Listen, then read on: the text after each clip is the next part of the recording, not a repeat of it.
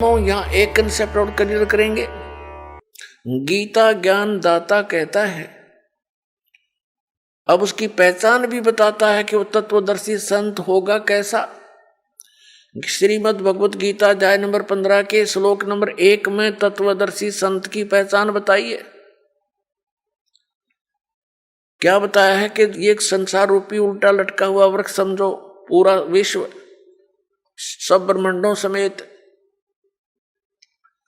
और जिसकी ऊपर को जड़ है, नीचे को तीनों गुण रूपी शाखा है। श्रीमद् भगवत गीता अध्याय नंबर 15 के श्लोक नंबर 1 से लेकर 4 में ये स्पष्ट किया है। इस उल्टे लटके हुए संसार रूपी वृक्ष की जानकारी दी है। अब आपको ये उल्टा लटका हुआ संसार रूपी वृक्ष दिखाते हैं, फिर आसानी से जो दास सब सदग्रंथों से रूबरू करने जा रहा है, आपको आसानी से समझ जाएंगे। देखिएगा, ये समझो एक संसार रूपी वृक्ष है पूरा।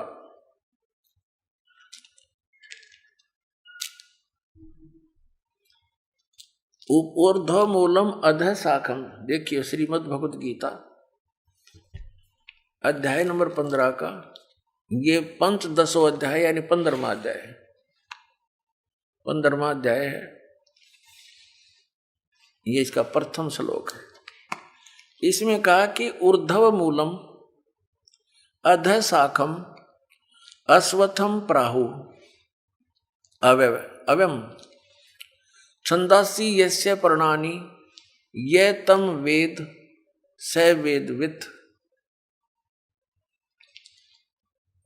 ऊर्ध्व मूलम इसका अर्थ है कि ऊपर को जड़ और नीचे को शाखा। अधः माने नीचे होता है, ये भ्रमित है, इन्होंने गलत कर दिया। अधः माने ब्रह्मा रूप मुख्य शाखा वाले, नहीं। ये दूसरा अध्याय में 15वें अध्याय के दूसरे श्लोक में 2 बार अधः है, अधः अधः। इसका अनुवाद इन्होंने इसके अगले पृष्ठ पर किया है। अधः माने नीचे, अधः माने नीचे, अधः माने नीचे, ऊर्ध्व माने ऊपर, अधः माने नीचे, अधः माने नीचे। तो हम यहाँ इसको शुद्ध कर लेंगे, इन्होंने गड़बड़ कर दी थोड़ी सी, ये बेईमानी करके जान के समझ में ना आई। अब हम फिर 15वें अध्याय के प्रथम मंत्र में फिर आगे हैं। ऊर्ध्व मूलम ऊपर को जड़ और अधः शाखम नीचे को शाखा वाला, अश्वत्थम प्राहु अव्यम ये संसार रूपी पीपल का अविनाशी वृक्ष कहा है। छंदासी यस्य पर्णानि इसके जो पत्ते आदि जो हैं, इसके छंद हैं, विभाग हैं, पार्ट हैं। ये तम वेद उन सभी भागों को जो जानता है, तम उन उस अज्ञान अंधकार में छपे हुए उन सब विभागों को जानता है। स वेदवित वह वेद के तात्पर्य को जानने वाला है, अर्थात वो तत्वदर्शी संत है। ये देखिएगा, आदि पुरुष परमेश्वर रूप मूल वाले, ये भाव कहने का ये है कि ऊपर को जो जड़ है ये वाली, ये ऊपर को जो जड़ है ये तो समझो ऊर्ध्व मूलम तो है आदि पुरुष परमेश्वर यानी परम अक्षर ब्रह्म, ये तो है वो सच्चिदानंद घर ब्रह्म समझो, ये जड़ें तो। और ये तना अक्षर पुरुष, ये परम अक्षर पुरुष, ये तना अक्षर पुरुष। ये देखिएगा, ये पूर्ण ब्रह्म कहो, परमेश्वर कहो, परम अक्षर ब्रह्म कहो या सच्चिदानंद घन ब्रह्म कहो, ये जड़ें हैं। जैसे ये जड़, ओनली जड़, और फिर इसके बाहर जो जमीन से बाहर दिखाई देता है इसको पेड़ बोलते हैं। गीता ज्ञान दाता ने केवल इतना ही कहा कि ऊर्ध्व मूलम ऊपर को जड़ और नीचे को शाखा वाला, ये संसार रूपी पीपल का वृक्ष कहा है। और जो संत इसके सभी छंद यानी विभागों को जानता है, स वेदवित वो तत्वदर्शी संत है। परमेश्वर कबीर जी ने 600 वर्ष पहले आकर कहा था, तत्वदर्शी संत की भूमिका बताई थी अपने सच्चिदानंद घन ब्रह्म की वाणी में, अपने मुख कमल से बोलकर। वो ऐसी ही लीला करता है, वेद भी प्रमाण देते। 600 वर्ष पहले लगभग परमात्मा ने बताया था कि अक्षर पुरुष एक पेड़ है जो जमीन से बाहर दिखाई देता, उसको वृक्ष बोलते। अक्षर पुरुष एक वृक्ष है और सरपुरुष वा की डार, जिसको निरंजन भी कहा, ज्योति निरंजन। और तीनों देवा, रजगुण ब्रह्मा, सतगुण विष्णु, तम गुण शिव जी, तीनों देवा शाखा हैं और पात रूप संसार। अब गीता ज्ञानदाता कहता है कि जो इस संसार रूपी वृक्ष के, जो ऊपर को जड़ नीचे को शाखा वाला उल्टा लटका संसार रूपी वृक्ष है, जो इसके सभी छंद यानी सभी विभागों को बता देगा, वो तत्वदर्शी संत है, वो वेद के तात्पर्य को जानने वाला है। अब देखिएगा, परमात्मा ने 600 वर्ष पहले बता दिया था कि अक्षर पुरुष एक पेड़ है, ज्योति निरंजन यानी सरपुरुष वा की डार, और तीनों देवा शाखा है, ये पात रूप संसार। अब देखो, परमात्मा ने बताया, कबीर अक्षर पुरुष एक पेड़ है, निरंजन वा की डार, इसको सरपुरुष भी कहते हैं, ज्योति निरंजन को। और तीनों देवा, रजगुण ब्रह्मा, सतगुण विष्णु, तम गुण शिव जी रूपी शाखा है, ये पात रूप संसार। ये देखिएगा, ये क्योंकि ये जमीन से, ये प्रोक्ष है, पूर्ण परमात्मा तो गुप्त है। जमीन में जैसे जड़ प्रोक्ष होती है, जमीन में जैसे जड़ प्रोक्ष होती है। अब ये तना, ये अक्षर पुरुष है, अक्षर पुरुष एक पेड़ है और सरपुरुष वह की डार, ये मोटी डार। सरपुरुष कहो, ज्योति निरंजन कहो, काल ब्रह्म कहो। और तीनों देवा, रजगुण ब्रह्मा, सतगुण विष्णु, तम गुण शिव जी, ये शाखा है। और पात रूप संसार, तो सच्चिदानंद घन ब्रह्म की वाणी में ये कंप्लीट ज्ञान लिखा हुआ है। गीता जी के अध्याय नंबर 4 के श्लोक नंबर 32 का ये निष्कर्ष है कि उस सच्चिदानंद घन ब्रह्म की वाणी में सब साधना यानी धार्मिक अनुष्ठानों की जानकारी बहुत विस्तार के साथ और यथार्थता से दे रखी है। उससे पूछो। और तत्वदर्शी संत की पहचान बता दी कि वो तत्वदर्शी संत बताएंगे तो कैसा होगा, वो जो संसार रूपी वृक्ष के सभी विभागों को बता देगा। स वेदवित, वह वेद के तात्पर्य को जानने वाला है, अर्थात वो तत्वदर्शी संत है। देखना, अब हम पढ़ रहे हैं, इन्हीं की वाणी पढ़ेंगे। आदि पुरुष परमेश्वर मूल वाले, अधः शाखम, नीचे को शाखा, ये गलत अनुवाद किया है, बेईमानी कर रखी है। और संसार रूपी पीपल के वृक्ष को अविनाशी कहते हैं, वेद जिसके पत्ते कहे गए, संतों का अर्थ वेद कर दिया। और उस संसार रूप वृक्ष को जो पुरुष मूल सहित जड़ से लेकर और पत्तों तक, ये समझो, मूल सहित तत्व से जानता है, स वेदवित, वह वेद के तात्पर्य को जानने वाला है। वो तत्वदर्शी संत है, वो वास्तव में ज्ञानी तत्वदर्शी संत। अब इसको थोड़ा सा और आगे पढ़ेंगे। जैसे इस पुस्तक में आगे देखिए, अध्याय नंबर 15 के श्लोक नंबर, अब एक हमने पढ़ लिया, दूसरा देखो। इसमें लिखा है कि उस संसार रूपी वृक्ष की तीनों गुण रूप ये शाखाएं हैं।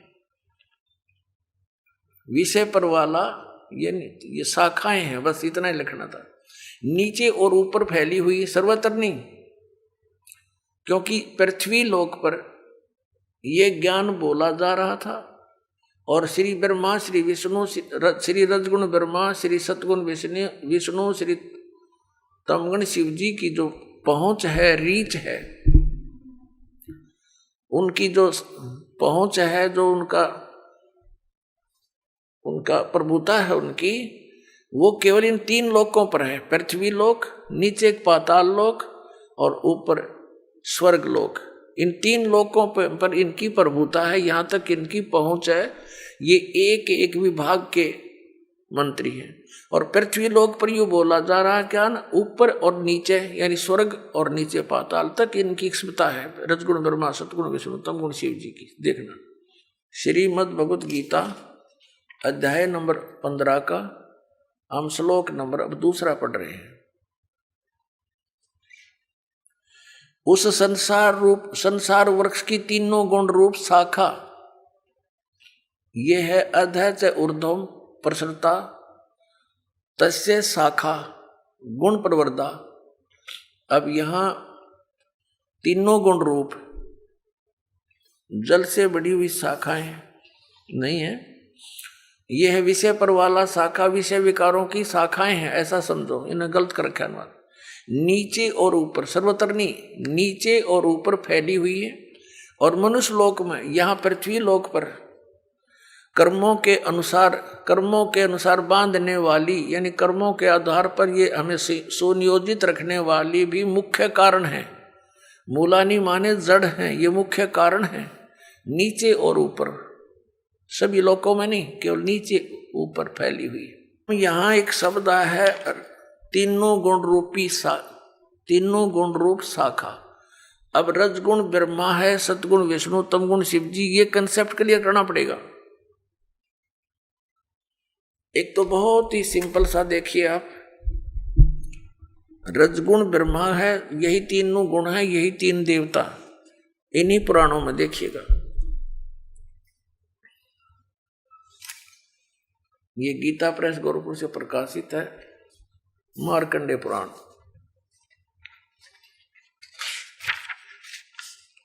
ये वही मार्कंडेय पुराण है, सचित्र मोटा टाइप। अब ये कहां से छपी है, यहां से देखना। प्रकाशक एवं मुद्रक हैं गीता प्रेस गोरखपुर, गोविंद भवन कार्यालय, कोलकाता का संस्थान। ये इनके फैक्स और फोन नंबर है। इसके 123 नंबर पर आपको दिखाते हैं। संक्षिप्त मार्कंडेय पुराण 122 पृष्ठ से शुरू करेंगे। ये मार्कंडेय जी बोल रहे हैं। मार्कंडेय जी अपना ज्ञान बता रहे हैं और इसके सामने आ जाते हैं। यहां रजोगुण प्रधान ब्रह्मा, तमोगुण प्रधान रुद्र और सत्व प्रधान श्री विश्वपालक विष्णु है। यही तीन देवता हैं और यही तीन गुण हैं। यही तीन देवता हैं, रजगुण ब्रह्मा, सतगुण विष्णु, तमगुण शिव जी। और यही तीन देवता कहो चाहे इनको तीन गुण कहो। वह कंसेप्ट क्लियर।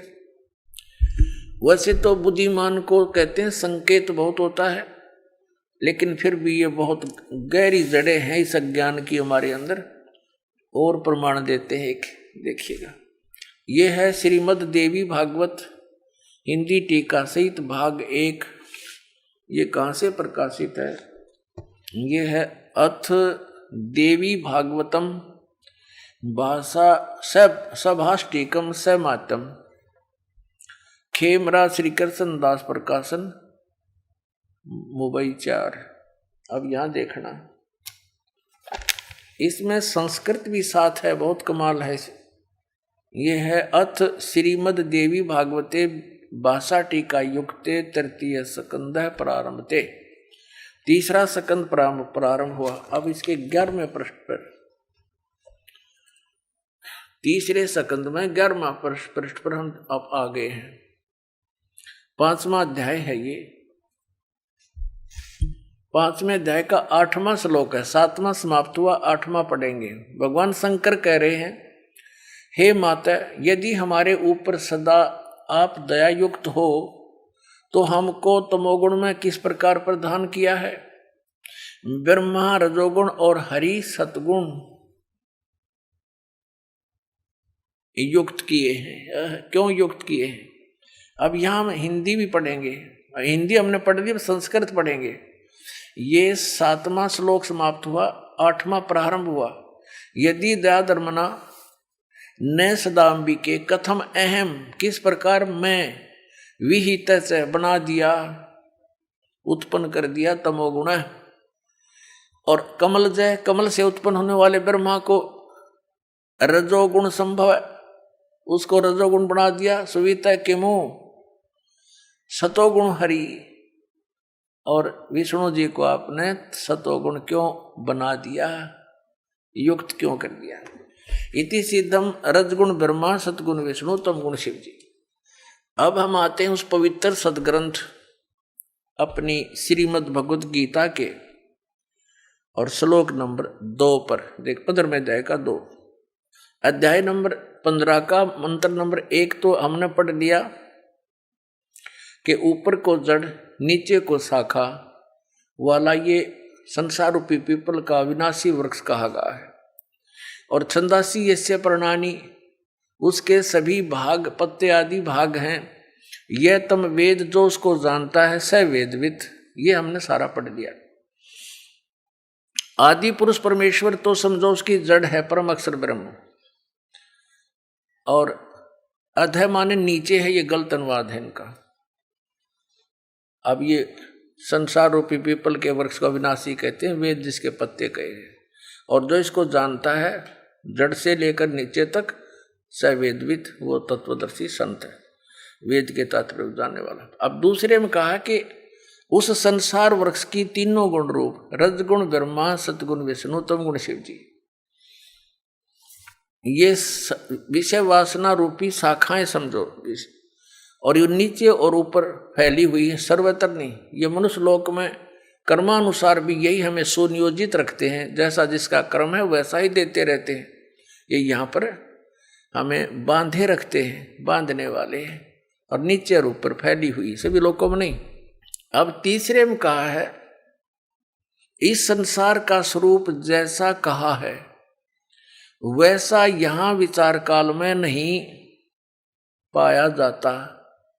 गीता ज्ञानदाता कहता है कि जो मैं तुझे अब गीता का ज्ञान तेरे मेरे विचार काल में डिस्कशन में, गीता जी के ज्ञान की चर्चा में, इस संसार रूपी वृक्ष का जैसा स्वरूप कहा है वैसा यहाँ विचार काल में, यानी तेरे और मेरे गीता जी के डिस्कशन में मैं नहीं बता पाऊंगा, क्योंकि इसका यहाँ विचार काल में नहीं पाया जाता, क्योंकि न इसका आदि है और न इसका अंत है, कि मुझे इसका कोई ज्ञान नहीं है, तथा न इसकी अच्छी प्रकार स्थिति है। इसलिए इस सुविरुद्ध मूलम, इन्होंने अनुवाद गलत किया है, अति दृढ़ मूल वाले, ये ठीक है, इतना ही काफी है। अति दृढ़ मूल वाले यानी ऊपर को जो जड़ है वो तो है अमर स्थल, अमर स्थान परमात्मा का। जैसे ऊपर को जो जड़ समझो, जहां से सब संसार की उत्पत्ति हुई है, जड़ों से पेड़ उगता है, बनता है पौधा बनकर, तो वो आदि ऊपर के जो लोक हैं, सतलोक, अलखलोक, अगम और अकैलोक, वो तो सुविरूढ़ है यानी दृढ़ है, वो तो अविनाशी स्थान है, और वहां से ही बाकी के संसार रूपी वृक्ष की प्रवृत्ति पर विस्तार को प्राप्त हुई है, यानी उस वहां से ही सबकी रचना हुई है, तो वो तो अविनाशी है। सुविरूढ़ मूलम, संसार रूपी वृक्ष की जो जड़ है वो तो समझो दृढ़ है, अविनाशी है। ये देखिए, ये ऊपर को जड़ और नीचे को तीनों गुण रूपी शाखा, ये संसार रूपी वृक्ष है। तो ऊर्ध्व मूलम, ऊपर की जो जड़ है वो तो अविनाशी है। अब 15वें अध्याय के हम अब तीसरा श्लोक पढ़ रहे हैं। सुविरुद्ध मूलम यानी अति दृढ़ मूल वाले ऊपर के स्थान तो कति अविनाशी हैं। उस संसार रूपी पीपल के वृक्ष को दृढ़ेन माने दृढ़, असंग शस्त्रेण का अर्थ है या तत्व रूपी तत्व ज्ञान रूपी शस्त्र के द्वारा काट कर, इन्होंने वैराग रूप शस्त्र बना दिया इसका, उस क्योंकि तत्व ज्ञान की बात चल रही है, तत्व ज्ञान रूपी शस्त्र द्वारा काट कर, अर्थात उसको अच्छी तरह उस तत्वदर्शी संत से तत्व ज्ञान प्राप्त करके और इसको अच्छी तरह समझकर उसके पश्चात परमेश्वर के उस परम पद की खोज करनी चाहिए। देखना 15वें अध्याय के 4थे श्लोक में, तीसरा हमने पढ़ लिया, अब 4थे पर आ गए। यहां इसका अनुवाद है 4थे। उसके पश्चात यानी तत्वदर्शी संत से प्राप्त ज्ञान के आधार से, उस तत्व ज्ञान के आधार से उसके पश्चात उस परम पद परमेश्वर को भली माती खोजना चाहिए, जिसमें गए हुए साधक यानी फिर लौटकर संसार में नहीं आते, और जिस परमेश्वर से इस पुरातन यानी पुराने संसार रूपी वृक्ष की प्रवृत्ति विस्तार को प्राप्त हुई है, यानी जिस परमात्मा ने सब ब्रह्मांडों की रचना की है, उसी आदि पुरुष नारायण के परम अक्षर ब्रह्म के सच्चिदानंद घन ब्रह्म की मैं शरण हूं। इस प्रकार दृढ़ निश्चय करके परमेश्वर का मनन और निधिध्यासन करना चाहिए। परपदे माने उसकी पूजा करनी चाहिए। अब श्रीमद् भगवत गीता जी अध्याय नंबर 15 के श्लोक नंबर 1 से 4 में ये स्पष्ट हो गया। एक तो तत्वदर्शी संत कौन होगा जो ये विभाग बता देगा संसार रूपी वृक्ष की कौन कौन से पार्ट हैं, और फिर बताया उसके पश्चात परमेश्वर के उस परम पद की खोज करनी चाहिए जहां जाने के बाद साधक फिर लौटकर कभी संसार में नहीं आते। उनका जन्म और मृत्यु का दीर्घ रोग नाश हो जाता है।